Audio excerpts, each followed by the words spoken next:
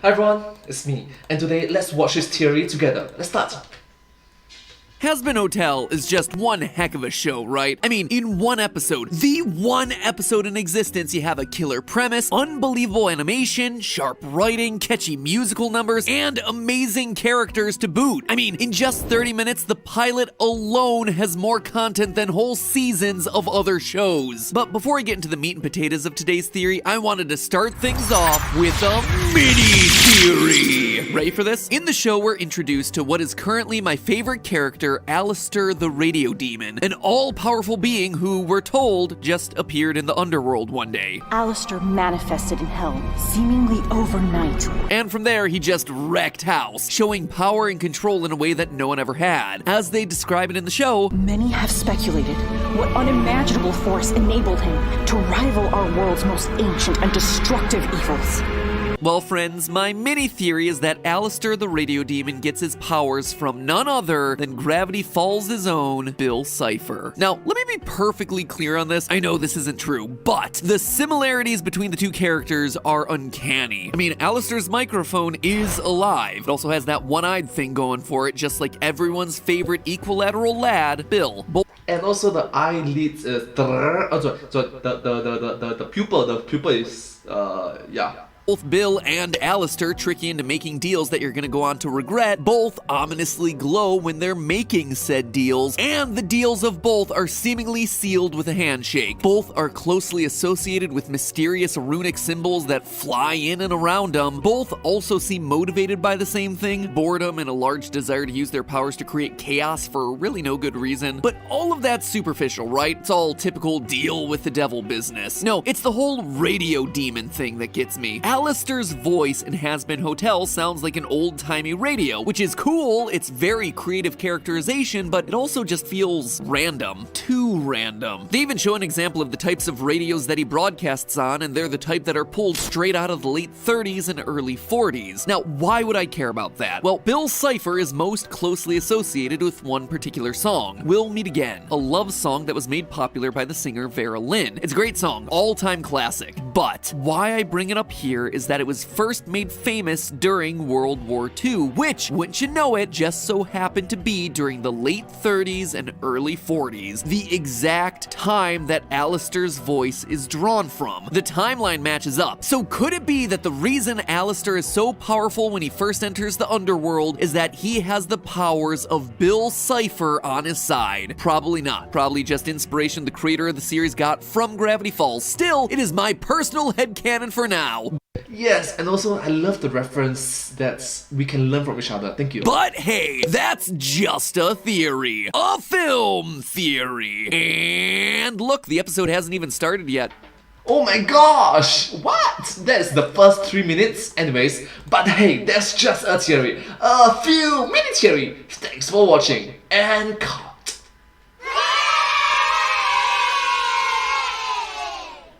Continue. Hello, Internet. Welcome to Film Theory. Hello Internet, welcome to Film Theory. Hello. Where we'll meet again. Do know where, do know when. It'll be 1 week from today when we have another upload, hence why you should subscribe in the next 5 seconds. Subscribe! Thank you, and ring the notification bell as well, thank you. By the way, while you're down there crucifying the subscribe button, leave a comment. Are you a Gravity Falls fan? And if you are, who is your favorite character? Just curious if that whole mini theory at the top of the episode went over everyone's head. It'd be pretty awesome to see Bill show up somewhere else one of these days. Something tells me not a show where one of the main characters is named after a drug. Then again, he did show up in I believe an official Rick and Morty short, didn't he? So stranger things have happened. Anyway, you know what they say, the devil's in the details. That's not the only place he is. WandaVision, get out of this theory. You're done. You are done. We've dedicated enough theories to you. Get out of here. Anyway, today we're gonna be looking into a project that a lot of you have been asking me to do for quite some time. Hazbin Hotel. This dark and very adult comedy aired its pilot episode on YouTube back in October of 2019, before eventually being picked up to become a full-run show in August of 2020. So I was kind of holding off until we heard about a release date or more news, but sadly there's been nothing since. Hopefully we'll find out more soon, because there are all kinds of juicy, weird things going on in this world that I want to go theory sicko mode on, But having said that, this video came out in the year 2021, which is last year. Right now it's 2022, a lot of new changes have been announced, so thank you so much. Please be understanding. Thank you so much. Can't because there's only one episode and 2 short web comics. I would have just left it alone, but after Hazbin's sister series Heck of a Boss included freaky animatronics, I knew it was my time. Creepy animatronics, not gonna brag, but they're kinda my bat signal. So we'll save the juicy lore mysteries for when there's, you know, a bit more lore in the series to analyze. Yes, there's FNAF Five Nights at Freddy's. Game Theory lah, so Instead, what I want to focus on today is the core premise behind the show. The main conceit of Hazbin Hotel is that there's limited room in Hades for souls, and the place is currently full to the brim, resulting in an annual purge event they call the Cleanse. We lost so many souls, and it breaks my heart to see my people being slaughtered every year. Our protagonist Charlie, Princess of Heck, hopes that as an alternative to cleansing each year, she can instead run a hotel that rehabilitates wayward souls so they get sent off to the good place, where obviously they'll meet Ted Danson and eat froyo. So, I've been thinking, isn't there a more humane way to hinder overpopulation here in Hell?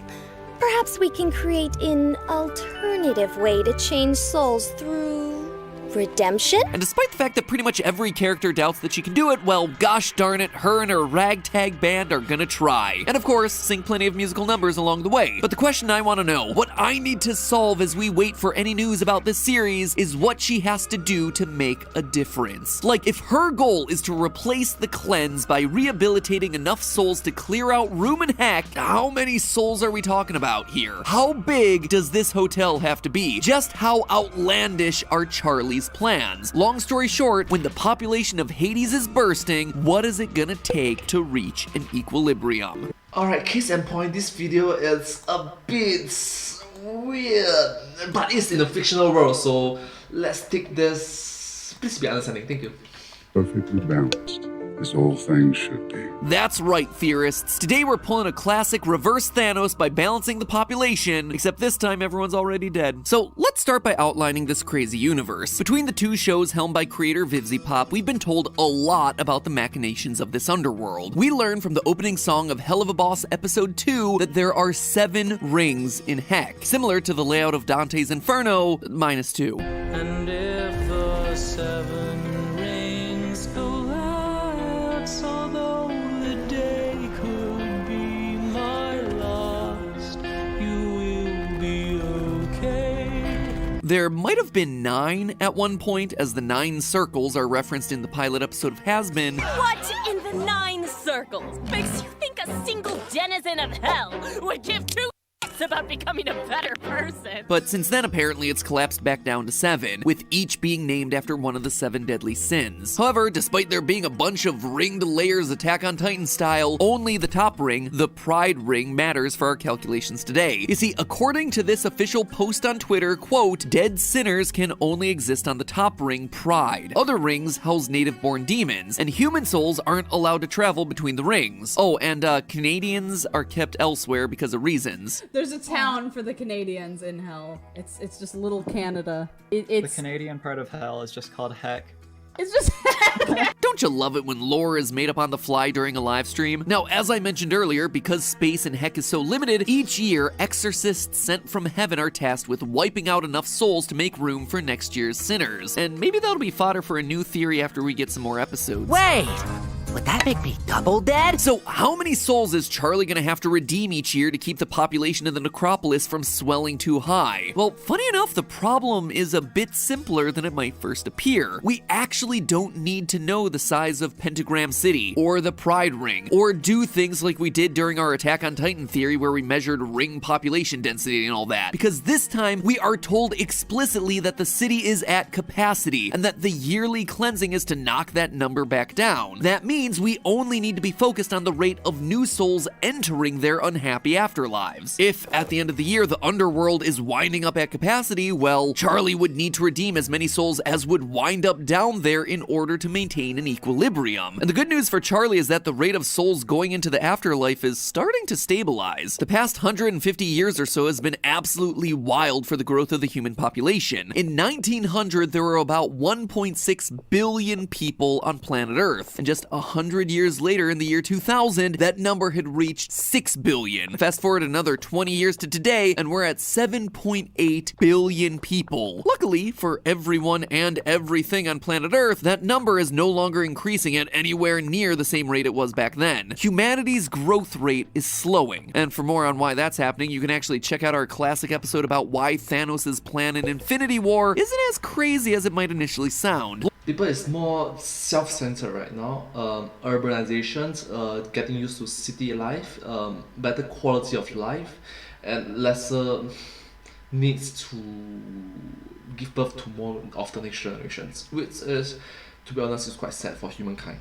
I am a humankind, so it hits hard. It hits hard. Long story short, people are investing more time into their children and are thus having fewer of them, causing the population to overall level out. Sociologists have made various estimates about where the population will eventually max out, but reasonable guesses put the total somewhere between 10 and 12 billion people. Certainly a lot, but also not super far off from where we are right now. The death rate is also constantly fluctuating, but has, in general, been falling for the past century. In fact, it's thought that the death rate actually bottomed out in 2018. Projections made by the United Nations already estimate that death rates will begin rising again over the next few decades, as the population begins to age and as demographic shifts towards poorer countries put a larger share of the population in situations with worse medical conditions. But 2018's global death rate was 7.546 deaths for every 1,000 people. With a global population of 7.58 billion in 2018, that would mean that roughly 57.2 million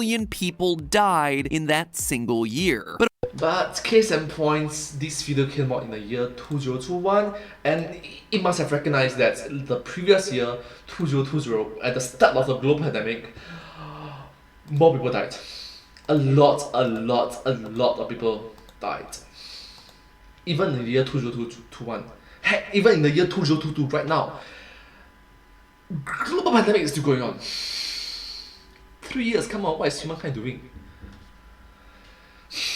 Of course, not all of those people are going down below, if you know what I mean. Only the sinners are. Now, in the show, we see depictions of all sorts of sinful activities, everything from murder to the usage of illicit substances. So one way to solve our problem would be to take that group of 57 million deaths and figure out what percent of them have engaged in one or multiple of the damning activities that we see happening in and around Pentagram City. According to data from the 2016 World Drug Report, there were 247 million illicit substance users worldwide in that year alone, which is roughly 3% of the global population. And when I say they're using the stuff, I mean that they're using the hard stuff. The stuff I can't say on YouTube for fear of this video getting even more risk of demonetization than it already has. So right off the bat, that 3% translates to 1.7 million people sent to the deep depths below off of drug use alone. Homicides are thankfully significantly less, with an average of 7 homicides for every 100,000 people globally. If we assume that each one of those homicides is being committed by a separate person, which obviously isn't true but is going to give us our worst case scenario, that adds another 530,000 new additions to our hotel guest list. That number is very concerning when you think about what it represents. The number of murderers on this planet is too darn high. For other violent crimes, the average is actually a bit higher, 12.7 per 100,000 people globally, boosting us by another 962,660 souls. So, after the substances and horrific violence section of our program today, we're walking around with a pretty sizable hotel already. 3.2 million souls, all needing to be redeemed if heck is gonna maintain some level of population equilibrium. Eat your heart out, Paris Hilton. Princess Charlie has got your hotel chain beasted. See, that joke's relevant because Paris Hilton is super famous for being rich and having a bunch of hotel barons in her family. But the joke isn't all that far off from reality. As of last year, Marriott Hotels is the world's #1 hotel chain, with nearly 1.4 million rooms available for their guests worldwide.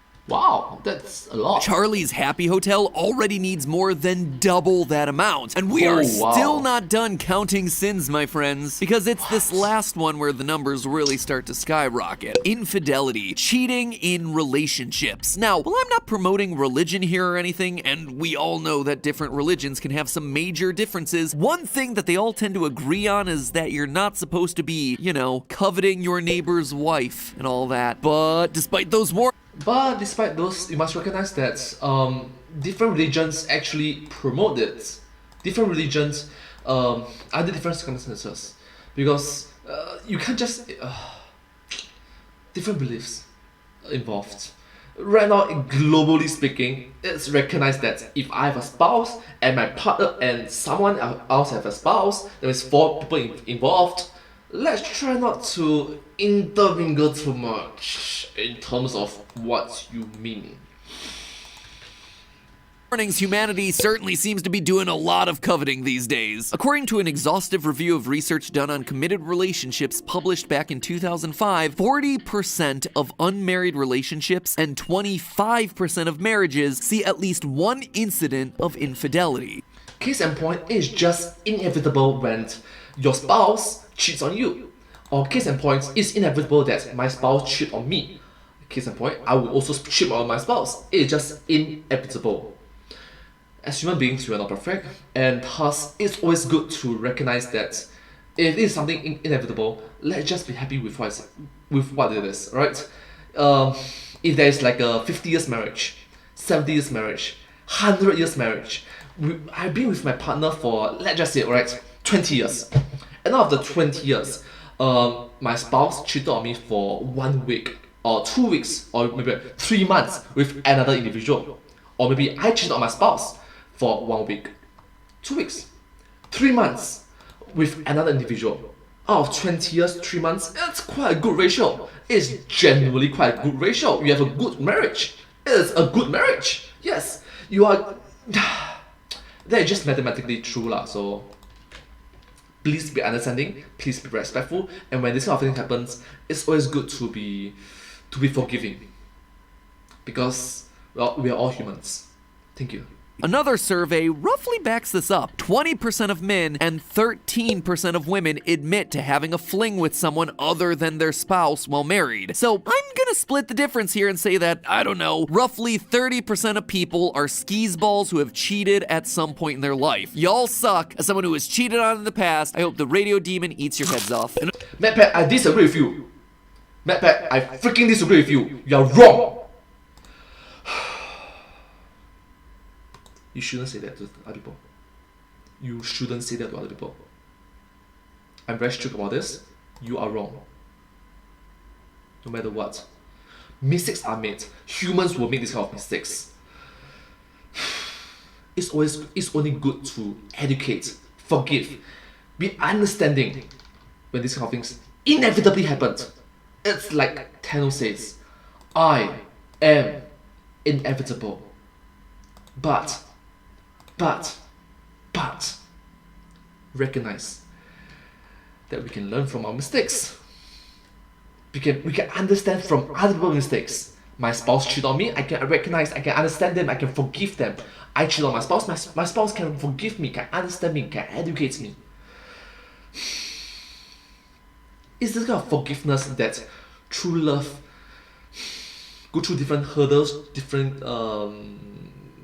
misfortunes that will grow the love for each other. It looks like he's gonna have plenty to feast on, because that suddenly jumps us up by, get this, another 17.3 million sinners, sending our grand total to 20.5 million new sinner denizens of Pentagram City waiting to get purged each and every year, requiring the single biggest rehabilitation initiative you could ever need. Might want to consider getting more help for that front desk there, Charlie. Now, obviously, a lot of these people might be overlapping in their sins, right? Not all of these are mutually exclusive to each other. So maybe I'm going about this all wrong. Maybe this isn't about me judging other people based on their sin totals. Maybe the difference between heaven and heck is like those stupid reviews that you have to do at your job. A self-review. Assess yourself for how well you're doing at your job. I mean, why is this a thing? Like, this drove me nuts when I was working in an office environment. And even today, working on YouTube. Yes, thank you, I'm doing fantastic. Look, today alone, I dredged up stats about infidelity and illegal usage of mind-altering substances. I am crushing it. How was your day? But seriously, guys, some of you missed the memo about always giving yourself a good review, because when people were asked to self-report about whether they would go to heaven or to the other place, 10% of people said that they were definitely going to the bad place. No ifs, ands, or buts about it. Another 42% said that they weren't sure. And if they're not sure, well, pretty sure St. Peter at the pearly gates ain't gonna be giving you the benefit of the doubt. By those numbers, that 20.5 million souls was an understatement. Now we're talking closer to the range of 30 million. Hold on though, what about friends rating their friends? Well, when asked, 72% Americans who believe in heaven rate their chances of going to heaven to be good or excellent. All right, doing a little bit better on that one, America. But they also turned around and said that 1 in 4 of their friends would absolutely go to H-double hockey sticks. Way to throw your friends under the bus there, guys. In short, any way you're calculating this, there is no way that Charlie's Hotel accomplishes its true mission in under 14 million souls. Oh sure, she can save a few wayward souls here and a few demons there, but if she's truly looking to break even, 14 million is the minimal calculation based on all the different methods that we just tried. And there's someone else working against her in this whole process too. The real twist hiding at the end of both of these shows is that the Immediate Murder Patrol, IMP, the organization that we follow in the sister show Hell of a Boss, is gonna be working directly against Charlie and her goals. The Imp is powered by a grimoire that they stole from a demon named Solace. In his very first appearance, Solace asks the Imp team to kill someone who's spreading the truth about global warming, hoping to increase that death rate we were talking about earlier. He's trying to convince people global warming exists. Doesn't it? Well, yes, but more people die if nothing is done about it. Solace is specifically trying to increase the population of souls despite already existing overcrowding. It's almost like the two shows are working directly against each other. One is about souls getting out of heck, the other is about souls getting in. So will Charlie manage to create a system that's capable of saving some 14 million people or more a year, or will the native demon's plans ultimately stop her? It's honestly a fascinating dichotomy because the two shows are so clearly poised to clash against each other. Either side could end up the victor, and while Charlie may seem the more traditional protagonist to end up winning the day, these shows are anything but traditional. So I guess we'll just have to wait to see what creator Vivzipop has in store for us when the full show eventually drops. But until then, it's all just a theory. A film theory. And before you check out for the week, let's give a big thank you to today's sponsor, the world's premier streaming service for horror, thriller, and supernatural content, Shudder. Much like Hazbin Hotel, Shudder is filled with countless dead souls of the most despicable variety. Gotta admit, Charlie would have one heck of a time trying to redeem some of these guys. But hey, that's what makes horror films so great, right? The worse the villain, the more exciting the movie. And with Shudder, you get access to all the most exciting horror, supernatural, and thriller movies out there. The largest collection of acclaimed horror movies and series streamed right to your favorite devices for just $5.99 a month. We're talking access to their unique collection of exclusive and original films, series, and classics, all ad-free. And new titles are being added weekly. Both old classics like the Nicolas Cage cult movie Vampire's Kiss from 1989, and new favorites such as the Golden Globe-nominated film for Best Foreign Language Film, La Llorona, both of which we watched last month. Vampire's Kiss was actually my choice for Valentine's Day date night, and I may or may not have been misled by the title. Steph, on the other hand, chose La Llorona for us to watch last week because she had heard such good things. One of us clearly has more refined taste. If you're not familiar with it, La Llorona blends together the terror of both myth and reality into a devastating expose of the genocidal atrocities against the Mayan community in Guatemala. It won Best Film at the 2019 Venice Film Festival and was an official selection to Sundance 2020. It is not a light-hearted romp through the roses, my friends, but I can say that it is a great movie that I highly recommend you check out when you're in the right mood for that sort of thing. Let me just say, we did not choose to watch that one on Valentine's Day, and probably a good decision. Anyway, that's just a small selection of what Shudder has to offer, so go and take a look for yourself. I am positive that there is going to be a bunch on there that you're going to absolutely love. All you need to do to try Shudder for free for 30 days is go to shudder.com, that's SHUDDER, as in, ooh, I've got a cold chill down my back, Shudder, not, ooh, I'm going to shut the windows with my shutters, and then make sure you use the promo code Film Theory on your way out. That's FILMTHEORY, Film Theory. You will not be disappointed. You will be shaken and a little bit scared. Perhaps you will have peed yourself a little bit, but you will not be disappointed. Honestly, after watching Shudder for the past few months, I've had to add a few more lights to my recording closet. Fun fact, I used to record all my audio just from the light of my phone screen. Yeah, not anymore. Thanks a lot for that one, Shudder. We're talking tanning bed levels of illumination happening in here. Anyway, go check it out. Only $5.99 a month for countless hours of horror. Now, if you'll excuse me, I need to go check out yet another Nicolas Cage movie for an upcoming theory. And in the meantime, I'll see you all next week. Well, thank you so much for watching this video together with me. I hope that you find this video very unique and special to watch. Case in point, it's good to be understanding, it's good to be forgiving, and it's good to be stand people's different people's point of view, different people's stand in their shoes, walk in their shoes from their point of view. But anyways, thank you all so much for watching this video. I hope that you find this video very interesting, and if you do like this video, please remember to like, share and subscribe to my channel, and comment down below if you have any share with us. Don't forget to follow my channel, and I sincerely appreciate all of your support and encouragement for my work. It's a very motivating and active thing to see all your positive support, encouragement. But hey, that's just a theory, a film theory, and cut. Thank you.